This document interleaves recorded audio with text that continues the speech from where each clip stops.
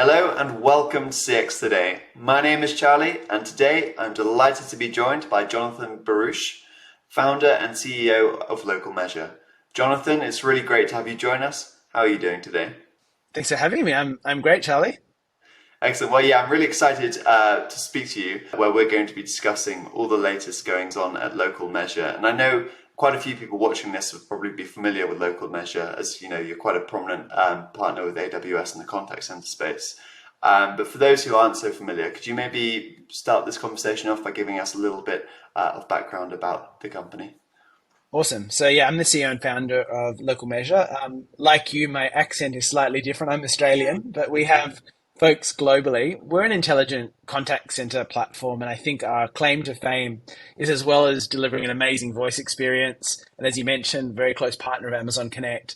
We're really, really good at digital messaging and true omni-channel. And I think on the box, a lot of CCaaS platforms say they're good at omni-channel. But when you look under the hood, we call it the babushka doll of contact center. Like you open one and then there's Twilio and you open Twilio and it's on AWS and you keep going down and you realize that some of the CCaaS platforms are like Frankensteins of acquisitions that they've made. And it's not a true single routing engine. It's not a true workforce management. It's not a true single agent experience. And I like to think we've really nailed that. So we have kind of some of the biggest banks, some of the biggest telcos, some of the biggest airlines on the planet using us because it's 90% faster to train agents and they have everything in one place. So that's Local Measure.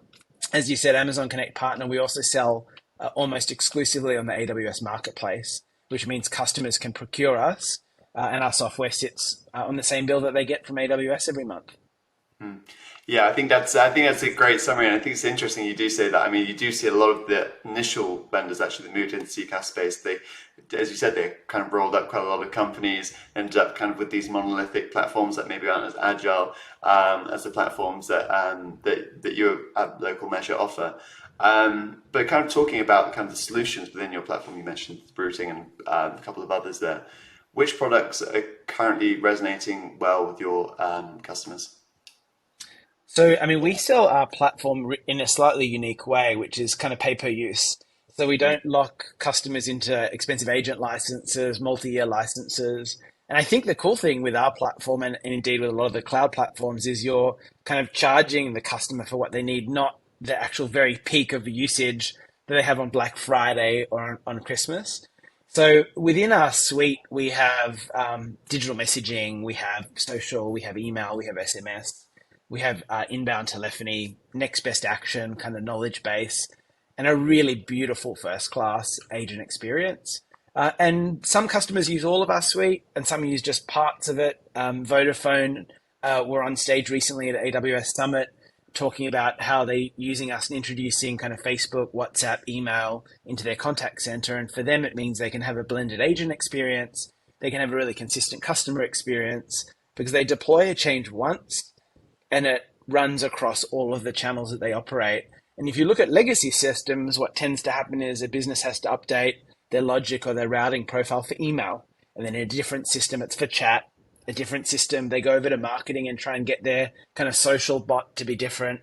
And then finally voiced as well. And you have a really fragmented experience and candidly, like significantly more cost. I think Vodafone said publicly they've seen their cost reduced by about $2 million per year.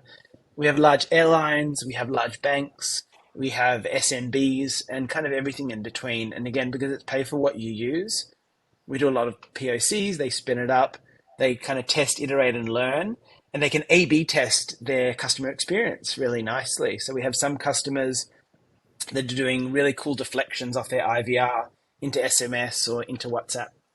We have others that are running kind of digital campaigns and social ads where there's an ingress point for the customer to click on that ad and start a Facebook message with like a sales agent. So we're seeing some really cool innovative use cases that are like true omni-channel, not Frankenstein experiences kind of based on where the customer kind of contacted them. Yeah, there's some really great use cases there, and I think one thing that I kind of maybe want to double down on there is the fact, obviously, that you have an agile pricing model, and why that, while that may not be seem like the most obvious point of discussion between us. You know, I've recently spoke to some consultants who are kind of talking about the renewals for the businesses with CCaaS vendors, and they haven't used all the capacity on year one, and they're now in year three. And they went moved to CCaaS after the pandemic, and now they're really starting to think things through because they've paid a lot of unnecessary costs. So I think that is a big differentiator too. But maybe talking about more of those use cases that you've mentioned there. I know you've Local Measure. You've been working hard to plot out your roadmap for the next 12 months. Could you maybe give us a little bit of insight into that roadmap and how you think it will benefit your customers? Yeah, absolutely. I mean, just to finish off your point, we have a lot of customers that are BPOs. Some of the world's largest BPOs are using Local Measure. And you're right. The first thing is when you talk about kind of agile pricing, consumption based, their brain explodes because they go, "What do you mean? We normally pay agent licenses and we mark that up and that's how we figure things out." And then when they realized, we actually had a case study, a contact center called HSN that runs part of Acer Computers, said that it was about 40% cheaper, their run costs, when they moved to consumption based. Yeah. And it kind of aligns to the BPO business or the contact center business, right? You're pricing per call or per contact, and that's how you're charging your CCaaS vendor. So it is reasonably disruptive. We've done a whole bunch of recent releases. We've integrated with Microsoft Teams, really for a UCaaS type experience within our agent experience.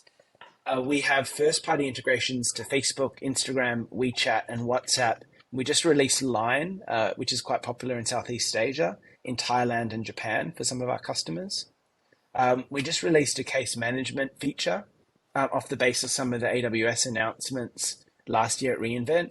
And then one of the more recent releases was also extensibility. So within our interface, we can actually bring in third-party applications. So we have the Roads and Traffic Authority of a federal government. When a customer calls in with an incident, straight away the Google Map plots where the incident is for the agents. They don't have to open up any third-party applications. With a second click, they can push a tow truck to go out and help that citizen kind of in need. So those are some of the recent releases, but then kind of looking over the horizon, we're really thinking about predictive and outbound. Like, no one wakes up in the morning hoping to call a contact center. Like, how can we solve the issue before it even escalates to the customer needing to call? So we recently had a conference and some of our team at a hackathon day built like an IoT connector into Engage. And they used like an e-vehicle as an example, like a sensor on the vehicle realized there was an issue with the oil. It triggered a task to the contact center agent to kind of book in a schedule for a service. It triggered an outbound SMS to the customer saying, "Hey, we noticed your oil is a bit low. The next kind of service is going to be in 5 days, and we've booked you in." Like being predictive, being smart, and kind of preempting what the customer needs. We're working on a lot of supervisor tools to kind of help a contact center understand the root cause analysis of calls.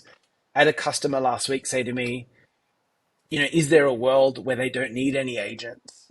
I think that's quite far away, but I think the point they were trying to make is they really need to understand what's breaking in their core business and what's the driver of those calls. So we're going to help kind of answer all of those calls, those questions.